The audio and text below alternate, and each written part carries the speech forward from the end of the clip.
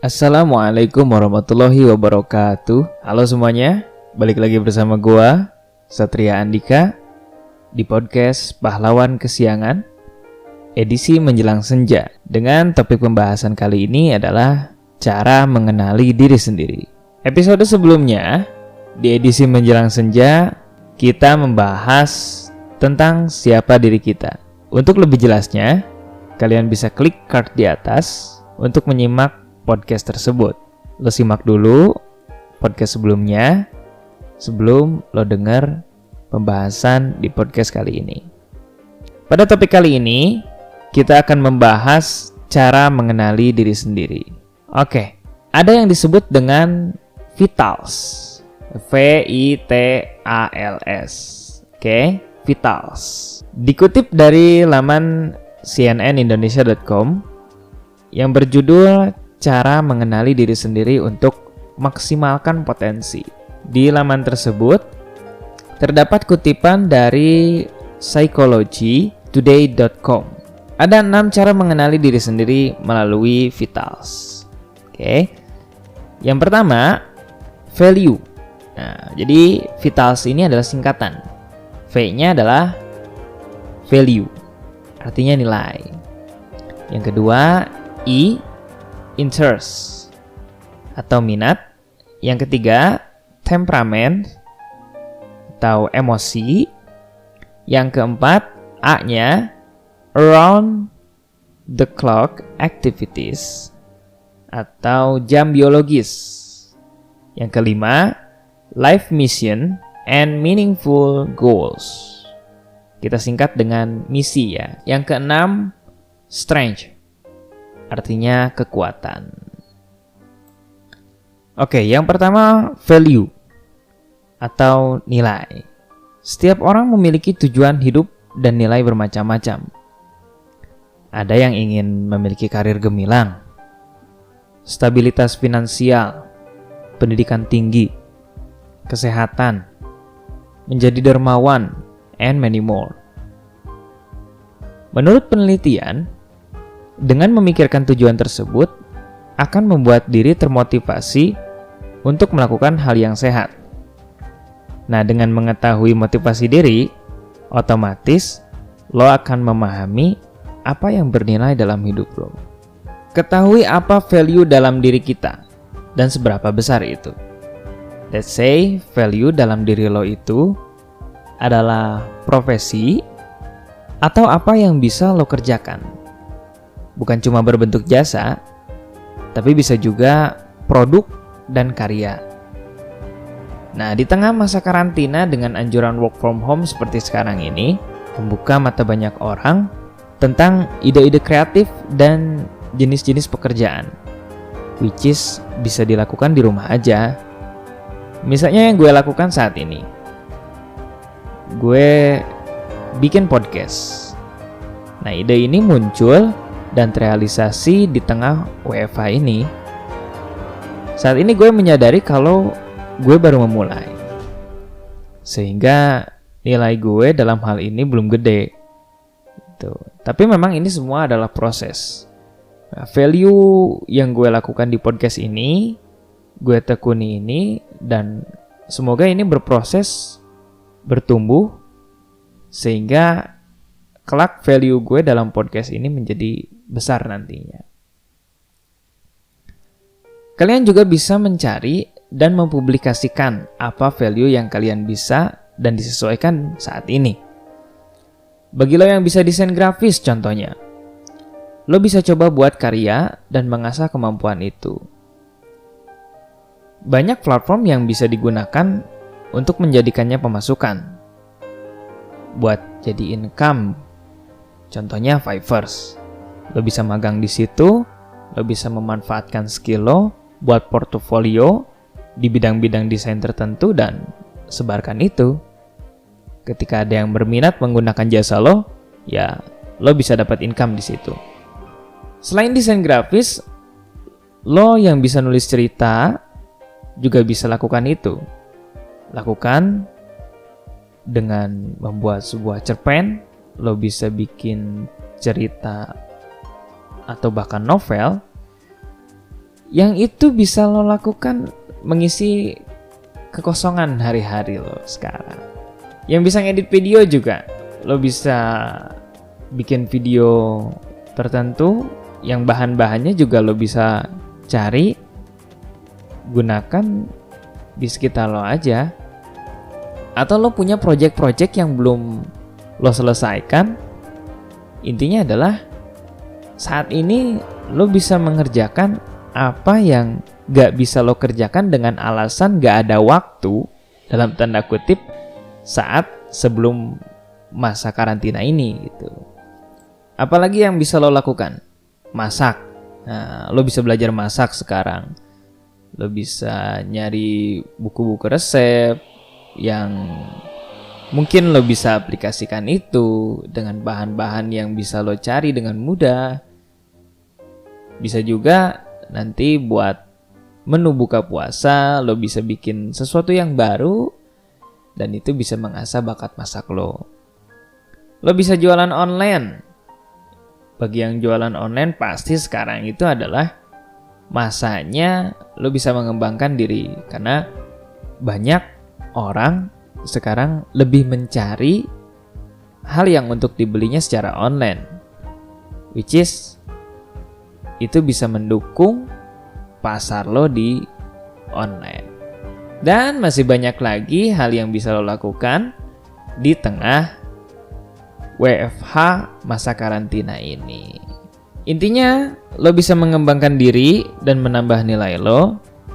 Itu juga bisa jadi sebagai potensi karir lo setelah masa karantina ini selesai. Gue rasa bakal banyak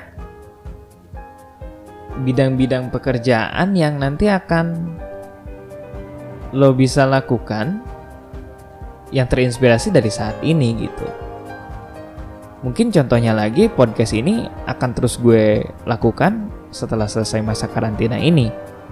Dan ini adalah ide yang gue dapatkan saat masa karantina ini. Dan gue harap lo bisa temukan itu. Yang kedua, vitals yang selanjutnya ya adalah interest atau minat. Minat itu termasuk hasrat, hobi, apapun yang menarik perhatian lo. Nah, untuk mengetahui minat ini, coba lo tanyakan pada diri lo sendiri tentang pertanyaan berikut. Pertama, apa yang membuat lo tertarik? Oke, silakan jawab itu. Boleh lo tulis, boleh lo jawab dalam hati, tapi gue sarankan tulis jawaban lo. Ya, karena dengan menulis jawaban itu, nanti lo bisa lihat apa hasil jawabannya. Yang selanjutnya, pertanyaan selanjutnya, apa yang membuat lo penasaran? Oke, lo penasaran terhadap hal itu, sehingga lo akan cari tahu hal itu. Oke, sudah? Silakan jawab dengan tulis ya. Lo boleh pause video ini atau pause podcast ini dulu untuk menjawab itu, silakan. Pertanyaan yang ketiga tentang interesting adalah apa yang menjadi perhatian lo? Hal yang bisa membuat lo menaruh perhatian terhadap hal itu di antara hal-hal lainnya. Oke, silakan jawab itu. Jika lo udah tahu jawabannya, rangkum itu, dan itu adalah hal yang bisa disebut dengan interesting lo. Oke? Hal itu bisa memberi lo petunjuk tentang hasrat terdalam. Nah, lo akan mencintai apa yang lo kerjakan. Sehingga hal itu akan memberikan happiness buat diri lo. Itu penting. Hasil dari apa yang lo kerjakan akan jadi lebih baik gitu. Karena lo seneng dengan prosesnya. Lo seneng ngejalanin itu, Dan gue yakin, sekali lagi, hasilnya pasti akan lebih baik. Because you love it. And lo dapat happiness ketika lo menyelesaikannya. Next, yang ketiga, temperamen, emosi, atau pembawaan. Coba jawab pertanyaan ini. Gue kasih pertanyaan lagi nih. Apakah lo seorang introvert ataukah seorang extrovert? Sekilas, gue jelasin introvert itu orang yang pendiam, lebih suka menyendiri, lo lebih senang bergaul dengan teman yang sedikit, lo lebih sulit untuk mengenal banyak orang, tapi saat lo udah kenal dengan orang-orang ini, lo akan lebih dalam pertemanan, dalam obrolan, atau bahkan lo lebih yakin untuk menceritakan hal-hal dalam diri lo. Kalau ekstrovert adalah sebalikannya. Ekstrovert adalah lo supel dalam bergaul, lo bisa kenal dengan banyak orang dengan secara mudah, tapi perkenalan itu ya mungkin hanya sekilas aja gitu, bukan jadi seorang teman dekat. Dan mungkin seperti itulah penjelasan singkatnya. Lo bisa cari di internet, lo bisa cari di buku, apa sih introvert dan extrovert itu dan lo itu ada di mana gitu. Oke, next question. Apakah lo seorang perencana atau tipe orang yang mengikuti arus? Lo punya planning terhadap diri lo, apa yang lo kerjakan, atau lo bisa istilahnya ikut-ikutan dengan arus yang sedang ada, ikut-ikutan dengan apa yang lagi hits, dan itu memang sah-sah saja menurut gue. Setelah lo mengikuti apa yang lagi hits kan lo bisa modifikasi itu sesuai dengan diri lo gitu. Tapi coba itu lo tentukan, lo dominan yang mana. Nah, masih ada lagi nih pertanyaannya. Apakah lo membuat keputusan berdasarkan perasaan atau logika? Nah, dominannya yang mana sih saat lo ngambil keputusan, terhadap perasaankah atau menurut logika? Next question. Apakah lo lebih suka pada hal detail atau gagasan besar? Lo lebih suka melakukan hal-hal itu secara detail dalam menyelesaikannya, atau lo lebih suka dengan gagasan besar, ide besar, dan secara garis besar lo pikirkan itu. Dan setelah menjawab pertanyaan-pertanyaan itu, lo simpulkan lagi jawabannya. Dengan mengetahui jawabannya untuk pertanyaan tadi, lo akan tahu pembawaan diri lo ini seperti dapat membantu mengarahkan dan memaksimalkan potensi lo supaya lo bisa grow. Ya. Jadi dari hal-hal yang tadi gue sebutkan, gue tanyakan kepada diri lo, itu adalah potensi-potensi yang nanti akan lo sesuaikan dengan apa yang akan lo kerjakan. Selain itu, hal ini untuk menghindari situasi yang melemahkan atau nggak cocok sama lo. Ya, yang tadi gue tanyakan adalah pilihan-pilihan, dan pilihan-pilihan tadi lo akan sesuaikan itu dengan potensi diri lo. Yang keempat, around the clock activities atau jam biologis. Setiap orang memiliki kondisi terbaik badannya, entah itu di malam hari atau di pagi hari. Coba deh lo rasain. Apakah lo orang yang terbiasa beraktivitas di pagi hari atau di malam hari?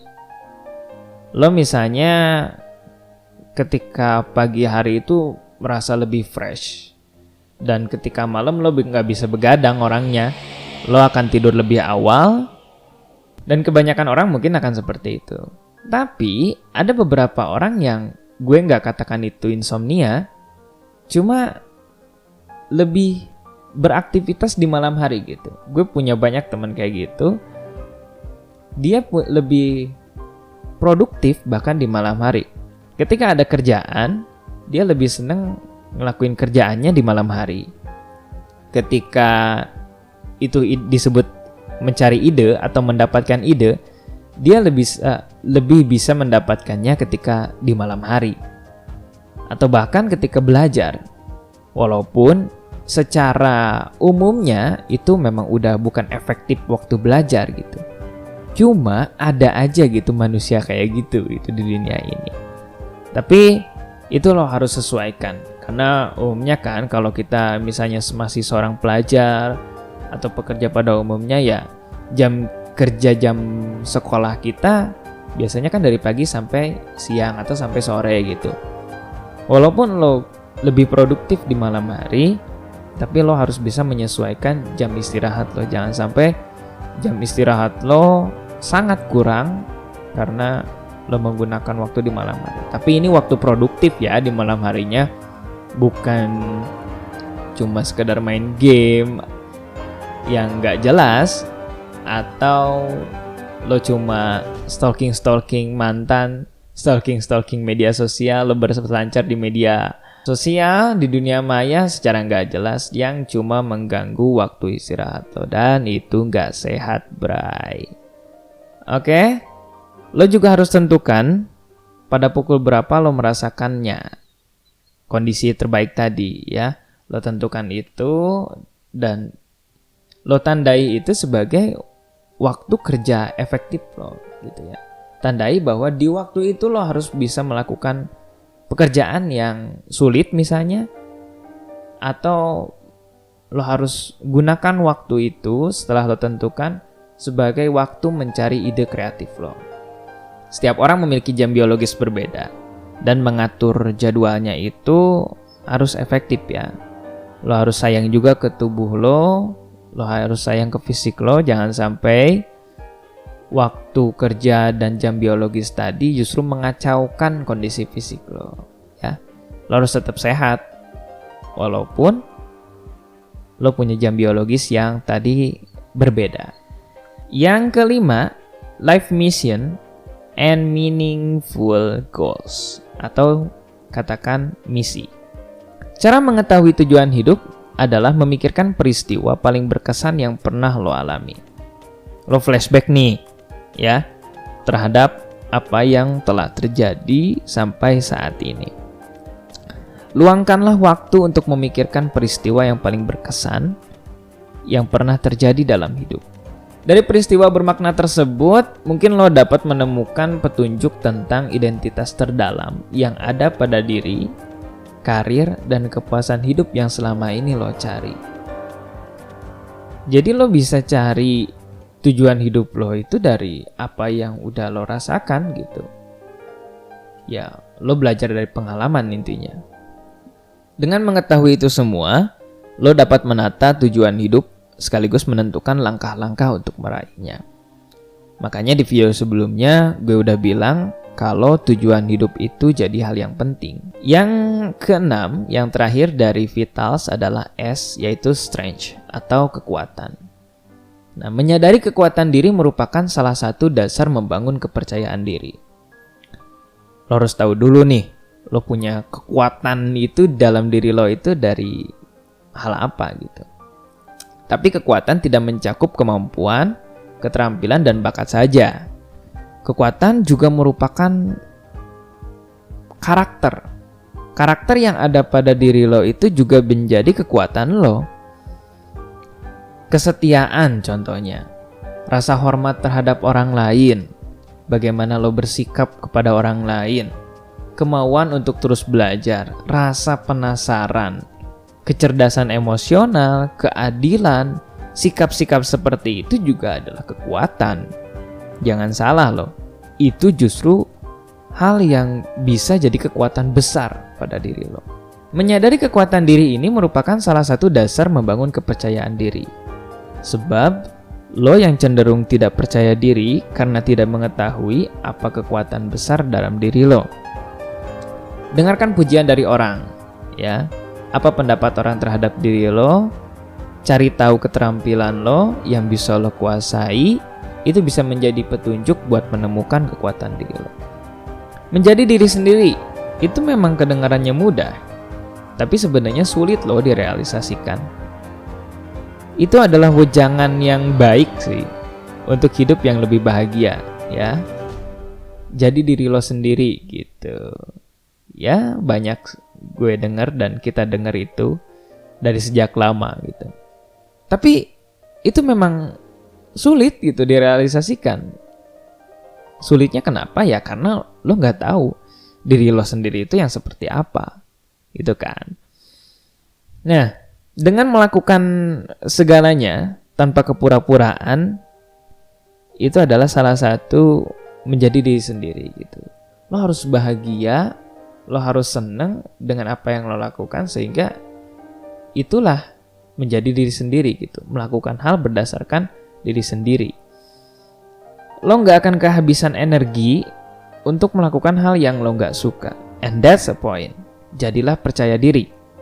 Itu sebenarnya poin utamanya. Karena banyak orang yang berkemampuan, yang memiliki kemampuan hebat, tapi gak percaya diri. Banyak juga orang yang percaya diri walaupun kemampuannya masih kurang, dia akan punya kekuatan besar dari kemampuannya karena percaya diri itu. Nih gue ambil contoh lagi ke diri gue. Gue melakukan podcast ini. Gue tahu diri bahwa kemampuan podcast atau kemampuan komunikasi gue itu belum seberapa gitu. Podcast yang gue buat ini ya masih amatiran lah gitu. Masih seadanya, yang gue susun mungkin apa yang gue sampaikan memang masih ya belum dengan alur yang baik gitu.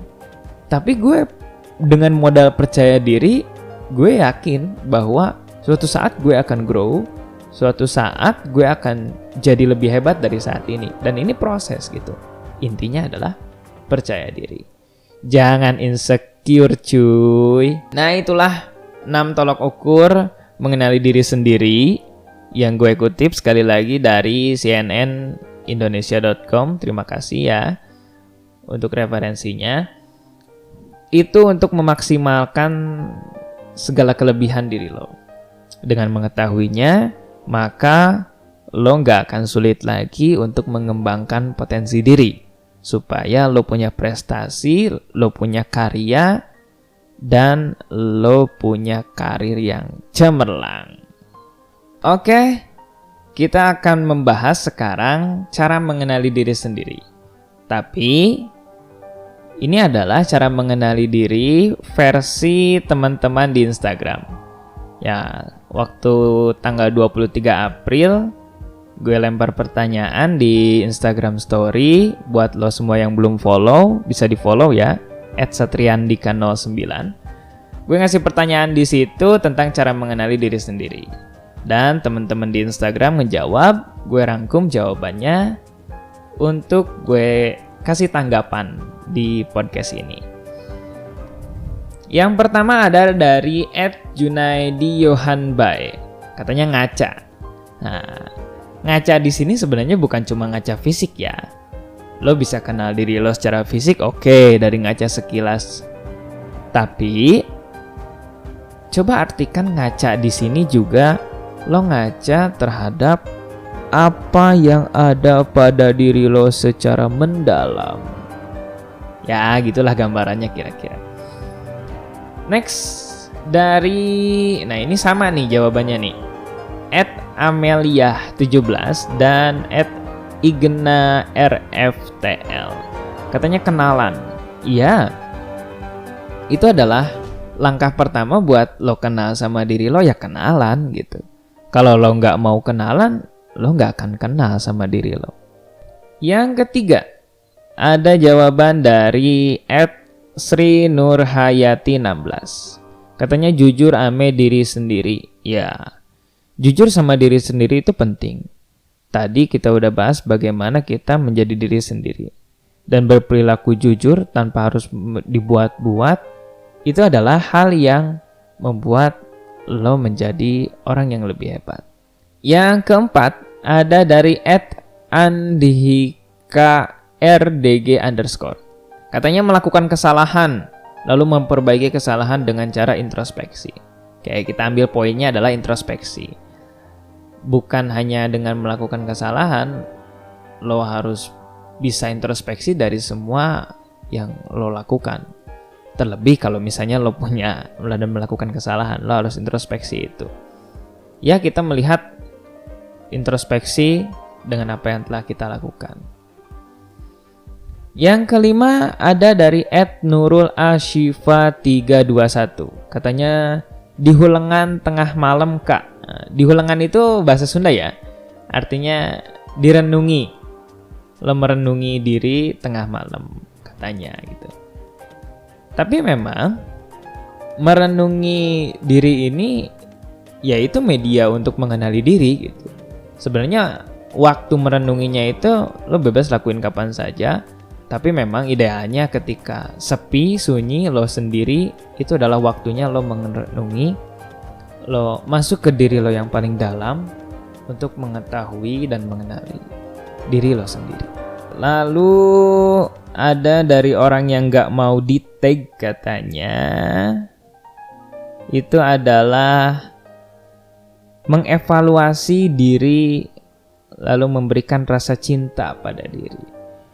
Oke, evaluasi diri ya.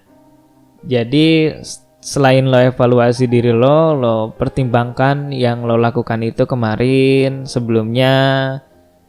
Apakah itu baik, apakah itu buruk, lo evaluasi itu. Ketika baik lo tingkatkan, ketika buruk lo hindari.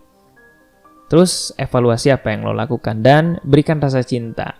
Jadi jangan evaluasi habis-habisan sehingga lo drop gitu kan. Wah, ternyata apa yang gue lakukan kemarin ini masih kurang, lo bodoh gitu. Ya jangan kayak gitu juga gitu. Tetap berikan rasa cinta, tetap berikan diri lo itu support gitu. Ya, evaluasinya jadi jangan habis-habisan, jangan berlebihan, jangan kasar juga gitu. Sayangi diri lo. Oke, yang ke-8 ada dari @kintanalaina_. Katanya tahu motivasi dalam diri. Ya, lo harus tahu motivasi diri lo itu sehingga untuk lo menjalani kehidupan ini lo punya motivasi yang jelas. Dan sebenarnya ini jawaban dari Kintanalaina ini banyak ya. Gue pilih salah satu aja deh. Sorry ya Kintan ya. Selanjutnya ada dari @muftiakmala. Nah, katanya adalah komunikasi intrapersonal. Lo komunikasi dengan diri lo sendiri ya dengan tadi merenung, lo bicara dengan diri lo sendiri, lempar pertanyaan kepada diri lo. Gue itu seperti apa, gue itu orangnya kayak gimana, potensi diri lo apa, value lo apa, dan lain sebagainya. Lo tanya deh kepada diri lo sendiri oleh lo sendiri gitu. Dan yang terakhir ada dari @inas_dihia. Lihat aja teman dekat kita, karena teman itu cerminan dari diri kita. Oke, untuk hal ini gue setuju nggak setuju sih. Teman kita itu bisa banyak kan, dan mungkin teman-teman terdekat pun sekali lagi orang itu kan bisa berbeda-beda gitu. Walaupun memang kita bisa menjudge secara sekilas bahwa lingkungan kita yaitu cerminan diri kita gitu. Tapi setiap orang, setiap pribadi, setiap diri itu memang punya karakter yang unik gitu kan. Kita nggak bisa selalu menjudge bahwa kita sesuai lingkungan kita. Tapi kita diri sendiri itu bisa berbeda-beda. Walaupun lingkungan kita seperti itu, walaupun teman kita begitu, kita tetap menjadi diri kita sendiri ya. Tapi sekilas memang kita akan dinilai terhadap atau sesuai dengan lingkungan kita. So, dengan memilih teman yang baik, dengan memilih lingkungan yang baik, lo bisa juga menjadi diri yang baik. Oke, mungkin segitu saja podcast kali ini. Dan untuk next episode kita juga akan ngasih pertanyaan lagi di Instagram Story buat kita bahas bersama. Karena ini asik ya. Jangan cuma pemikiran gue aja, tapi kita diskusikan itu, kita bahas itu, dan pemikiran lo semua bisa gue rangkum di sini untuk jadi bahan referensi. Ya, di tengah kondisi seperti ini, diskusi kayak gitulah yang bisa kita lakukan. Tapi mudah-mudahan kita semua di tengah kondisi saat ini, di tengah pandemi ini senantiasa diberikan kesehatan. Buat lo semua yang lagi puasa, diberikan kekuatan juga. Semoga tetap nanti kelak dapat THR. Itu. Oke lah.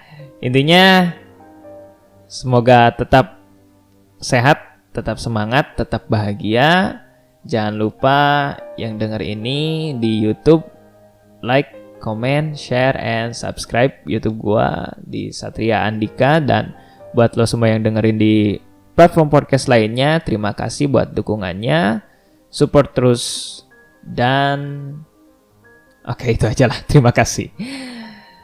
Wassalamualaikum warahmatullahi wabarakatuh.